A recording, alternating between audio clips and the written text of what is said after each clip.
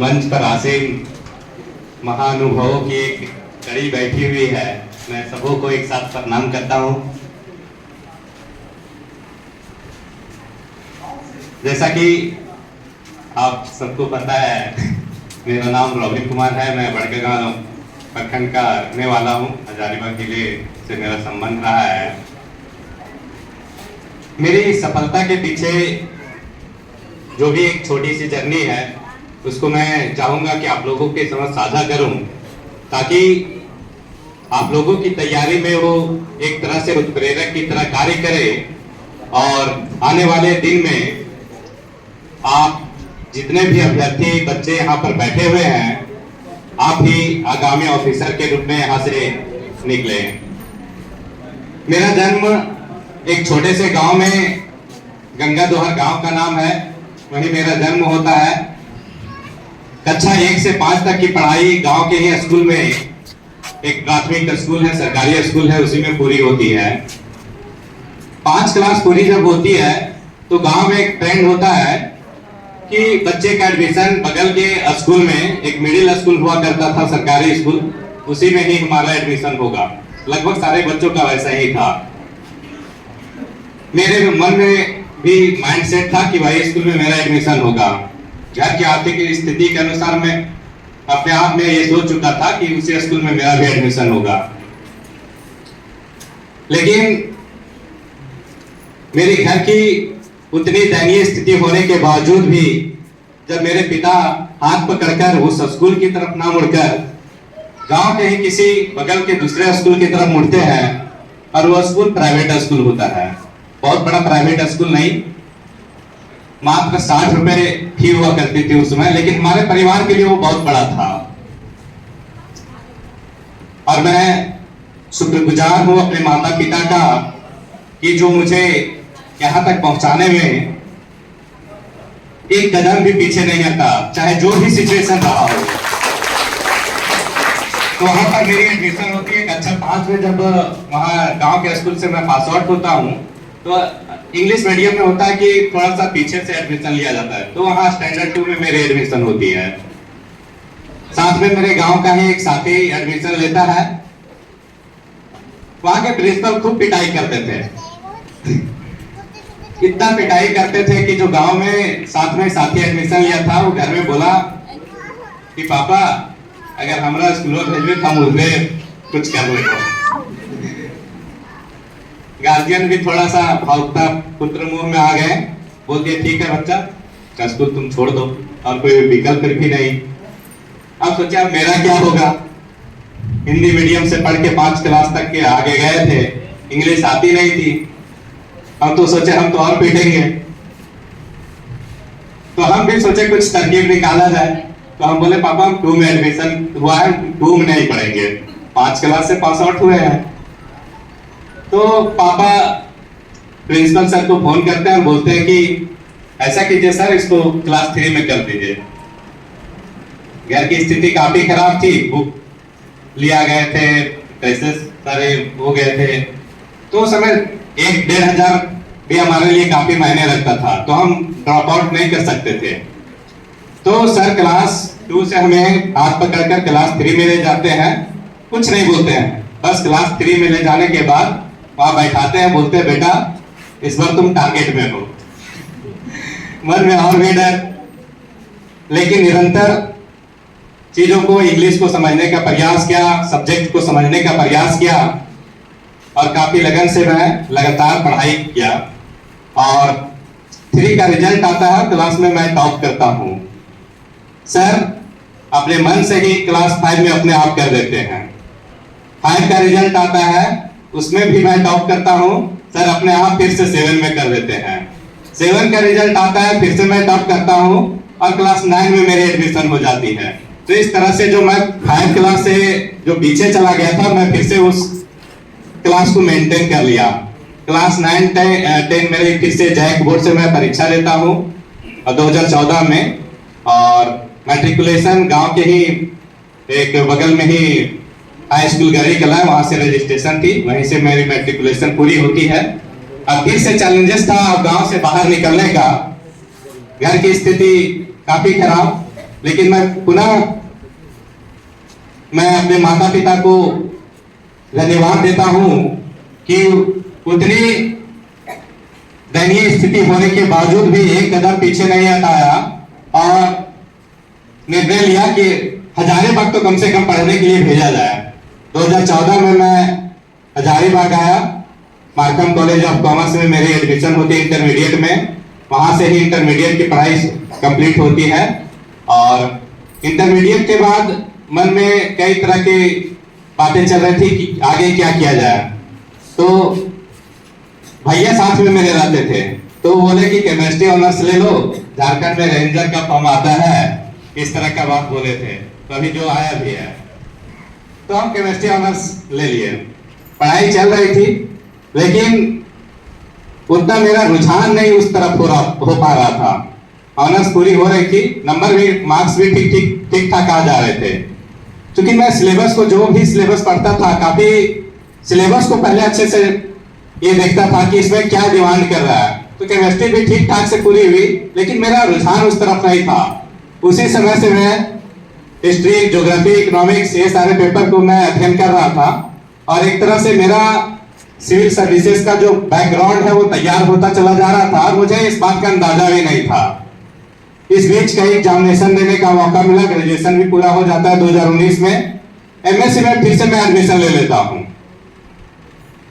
2-4 महीने class review में जाता हूँ, लेकिन क्या होता है मेरे साथ, क्लास 10 बजे से शाम 5 बजे तक करके जब वापस रूम लौटता था, एक छोटे से कमरे में रखकर पढ़ाई करता था, तो लगता था कि आज दिन भर में मैंने कुछ सीखा ही नहीं, मुझे खुद में सेटिस्फैक्शन नहीं मिल रही थी। 4-5 महीने क्लास करने के बाद मैं एमएससी ड्रॉप कर दिया और मैं उस बीच कई सारे झारखंड के प्रतियोगिता परीक्षा, रेलवे के प्रतियोगिता परीक्षा में भी मुझे सफलता मिली थी।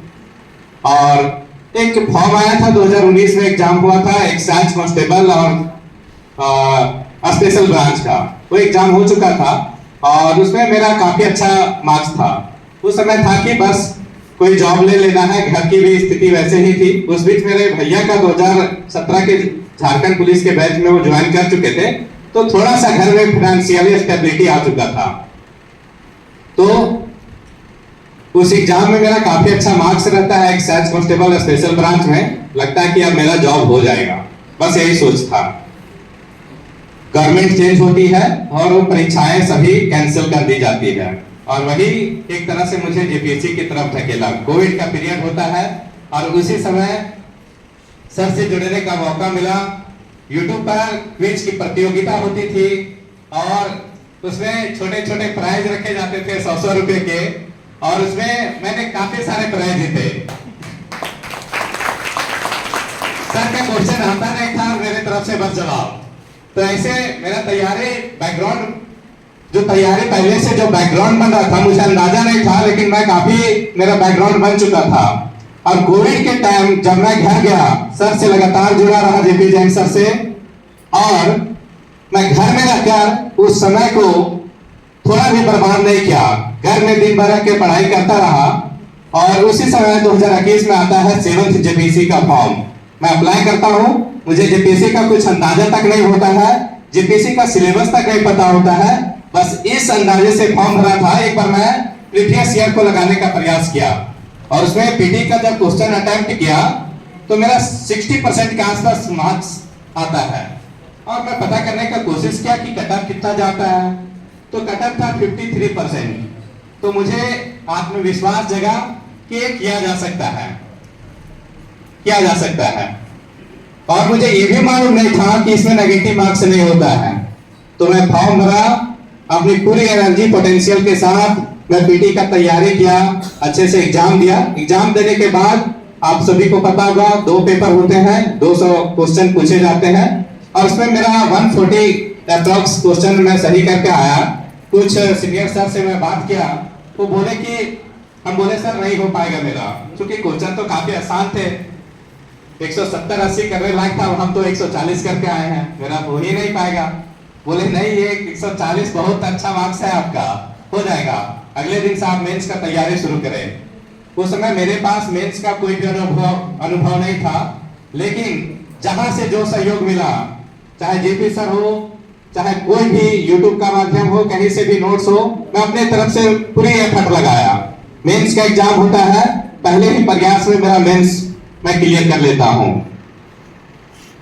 मेंस का रिजल्ट आता है और मेंस के रिजल्ट से पहले ही मैं इंटरव्यू की तैयारी कर रहा था। मेरे मन में यही चल रहा था कि मेरे पास खोने के लिए कुछ भी नहीं है। इंटरव्यू की तैयारी में प्रारंभ कर चुका था। उस समय से ही जेपी सर हमारे लिए काफी निस्वार्थ भाव से इंटरव्यू की तैयारी भी करवा रहे थे। और जेपीसी का जब रिजल्ट आता है तो उसमें मेंस का रिजल्ट मेरा हो जाता है। इंटरव्यू देते हैं, लेकिन इंटरव्यू देने के बाद जिस रात को रिजल्ट आती है, फाइनल रिजल्ट आता है, मेरा सिलेक्शन नहीं हो पाता है। मैं घर में रहता हूँ, मेरे माता पिता घर में रहते हैं। रो रो के पूरे परिवार का बुरा हाल होता है कि एक अच्छा अवसर था, यहाँ तक पहुंचने के बाद अब फिर से शून्य से शुरुआत करना होगा। मेरे परिवार के सारे लोग रो रहे थे। सुबह हुई और मैं घर से अपने माता पिता को ये बोलकर निकला कि आप अपना ध्यान रखें, अपने आप को संभालें, आपका बेटा अच्छा करेगा, आप विश्वास रखिए। अभी नहीं हुआ तो क्या हुआ। वो रात मेरी असफलता की रात नहीं थी। वो रात ने मुझे काफी कुछ सिखाया और काफी कुछ सोचने को मजबूर किया। और उसी रात को मैं संकल्प लिया कि इस बार नहीं तो क्या हुआ, अगली बार जब भी मुझे मौका मिलेगा मैं अपनी तैयारी को इस मुकाम पर रखूंगा कि निश्चित रूप से मुझे सफलता मिलेगी ही मिलेगी। और आज आप लोगों के सामने मेरा रिजल्ट है। मेरा चयन DYSP के पद पर हुआ है और झारखंड में मेरा 7th रैंक आया ओवरऑल। तो मैं एक कविता की पंक्ति बोलना चाहूंगा। मुट्ठी में कुछ सपने लेकर, मुट्ठी में कुछ सपने लेकर भरकर जेबों में आशाएं, मुट्ठी में कुछ सपने लेकर भरकर जेबों में आशाएं, दिल में है अरमान यही बस कुछ कर जाए, कुछ कर जाए। इस जग में जितने जुर्म नहीं उतने सहने की आदत है। तानों के भी शोर में रहकर मैं सागर से भी गहरा हूँ। तुम कितने कंकर फेंकोगे, तुम कितने कंकर फेंकोगे, मैं चुन चुन कर आगे बढ़ूंगा। तुम मुझको कब तक रोकोगे, तुम मुझको कब तक रोकोगे। तो मैंने हाथ नहीं मांगा, मैंने अपने प्रयास को जारी रखा। मैं पुनः हजारीबाग घर से वापस वही दाल चावल की बोरी लेकर मैं पुनः हजारीबाग आया और मैं फिर से मैंने अपने कमियों को ढूंढा। और जो मैं 3 महीने में जो मेंस का तैयारी किया था, अब मुझे लग रहा था कि अब मेरे पास समय है। एडवर्टाइजमेंट आने से पहले मैं 2022 से ही निरंतर लगा रहा मेंस की तैयारी में। उनमें उस तैयारी में लगातार हमारे साथ जेपी सर जुड़े रहे और भी कई गुरुजनों का मेरे साथ सहयोग रहा। और 2022 जिस समय एडवर्टाइजमेंट का कोई अता पता नहीं था, उस समय से मैं लगातार राइटिंग प्रैक्टिस करता रहा। और एडवर्टाइजमेंट आती है फिर से 11th जेपीसी का 2024 में। 24 में एडवर्टाइजमेंट आती है जनवरी 28 जनवरी को और लगभग 1 महीने तक फॉर्म भरने का मौका मिलता है। और 17 मार्च को पीटी का एग्जामिनेशन ले लिया जाता है। कई के मन में तो चल रहा होता है कि एग्जाम होगा ही नहीं इतना जल्दी। तो आप अभ्यर्थियों से भी मेरा ये सलाह होगा कि आप ये चक्कर में ना रहे कि एडवर्टाइजमेंट कब आएगा, फॉर्म कब आएगा। अपनी निरंतर तैयारी को जारी रखें। आपको ये सोचना है कि जब भी मुझे अवसर मिलेगा बस छोड़ना नहीं है। तो 17 मार्च को पीटी का एग्जामिनेशन हो जाता है और एग्जामिनेशन के बाद बस 2 महीने का ही समय मिलता है। जून में मेंस का एग्जाम ले लिया जाता है। उसके लिए मैं काफी पहले से मैं तैयार रहता हूँ, मेंस का एग्जाम अच्छे से देता हूँ। अब मेंस के एग्जामिनेशन के बाद एक गैप मिलता है, काफी डिले हो जाता है, रिजल्ट का काफी इंतजार करना पड़ता है। और 2025 20 मई को मेंस का रिजल्ट आता है और उसमें मेरा फिर से सिलेक्शन होता है। अब फिर से घर वालों के मन में कि फिर से फाइनल सिलेक्शन होगा कि नहीं होगा, सबके मन में डर होता है। क्योंकि मेंस का कोई अता पता नहीं होता है कि हमने क्या लिखा है और आगे वाला और भी कैंडिडेट क्या लिखा है। हमने तो अच्छा लिखा है, लेकिन और भी कॉपी कैसे जांच होगी, एग्जामिनर जो एग्जामिनर है उनको मैं संतुष्ट कर पाऊंगा कि नहीं, काफी सारी चीजें माइंड में चलती रहती है। लेकिन इस सब के बावजूद भी मैं फिर से पुनः इंटरव्यू की तैयारी में लगा। फिर से जेपी सर हमारे साथ, जेपी सर और उनकी पूरी टीम अशोक सर और भी काफी सारे लोगों का सहयोग रहा। काफी अच्छे से मैं इंटरव्यू का तैयारी किया और इंटरव्यू जिस दिन मेरा था, जब मैं कमरे में प्रवेश किया, मेरा फिर से पुनः जो पिछला इंटरव्यू था, फिर से मुझे उसी बोर्ड में इंटरव्यू देने का मौका मिलता है। साथ ही मनीष रंजन सर मेरे बोर्ड में थे, जो कि हजारीबाग के डीसी रह चुके हैं। अनूप बिथरे सर थे, जो कि हजारीबाग के एसपी रह चुके हैं। तो एक तरह से फेमिलियर सा चेहरा लगा, तो मेरा तो डर ऐसे ही खत्म हो गया। तो काफी अच्छे तरीके से मेरा इंटरव्यू हुआ और 25 जुलाई की रात फिर से वो रात आती है रिजल्ट का, और करीब 2:30 बजे के आसपास में रिजल्ट प्रकाशित होता है, जेपीएससी का अंतिम परिणाम। मैं फिर से वो पुनः 2022 वाली रात को याद किया, और ये फिर से 25 जुलाई की रात, दोनों रात में काफी फर्क था। मैं दोनों रात पूरी रात जगा, लेकिन दोनों रात में काफी फर्क था। लेकिन वो रात भी मेरे लिए काफी कुछ सिखा के गया था। उसी का परिणाम था कि मेरा चयन इस बार अच्छे रैंक के साथ हो पाया, और ये मेरा पूरा निरंतर प्रयास रहा, लंबी संघर्ष की यात्रा रही। उसमें मेरे गुरुजनों का, मेरे माता पिता का, मेरे कई साथियों का योगदान रहा, जो मैं यहाँ तक आज पहुंच पाया हूँ। तो मैं सभी का शुक्रगुजार हूँ, सभी को मैं धन्यवाद देता हूँ, जो मेरी सफलता में, मेरी सफलता की यात्रा में हमारे साथ रहे। मैं रश्मि राठी की एक कविता बोलना चाहूंगा। मेहंदी जब चढ़ती है परमार, बनती ललनाओं का सिंगार, जब फूल पिरोए जाते हैं हम उनको गले लगाते हैं। आप लोगों को पता होगा, मेहंदी की पत्ती का जो कलर होता है वो लाल नहीं होता है, हरा होता है। आप सभी को पता होगा, लेकिन उसमें लालिमा तब आती है जब उसमें लगातार प्रहार चोट पड़ता है। तो आपको भी निखारने के लिए चोट सहना पड़ेगा, कड़ी प्रयास, निरंतर प्रयास करना होगा। आप में भी लालिमा आएगी, आप एक दिन ऑफिसर होंगे, आप भी एक अच्छे अधिकारी बनेंगे। आप देखते होंगे जो माला पहनते हैं, एक फूल से माला सिर्फ नहीं बनता है, एक फूल की पूरी लड़ी में जब सुई से उसमें पिरोया जाता है, तब वो माला का रूप लेता है और वो पहनने योग्य होता है, गले लगाने योग्य होता है। तो आप भी उस गली से गुजरे, उस निरंतर प्रयास से अपने आप को उस मुकाम तक पहुंचाएं कि आप भी लोगों को सुशोभित करने के लायक बने। मेरी आप लोगों जो सभागार में उपस्थित बच्चे हैं, अभ्यर्थी हैं, मेरी मंगल कामना है कि आप भी अच्छे पद पर जाएं और राज्य का, देश का नाम रोशन करें। एक बार फिर से पुनः आप सभी को बहुत बहुत धन्यवाद। Thank you so much.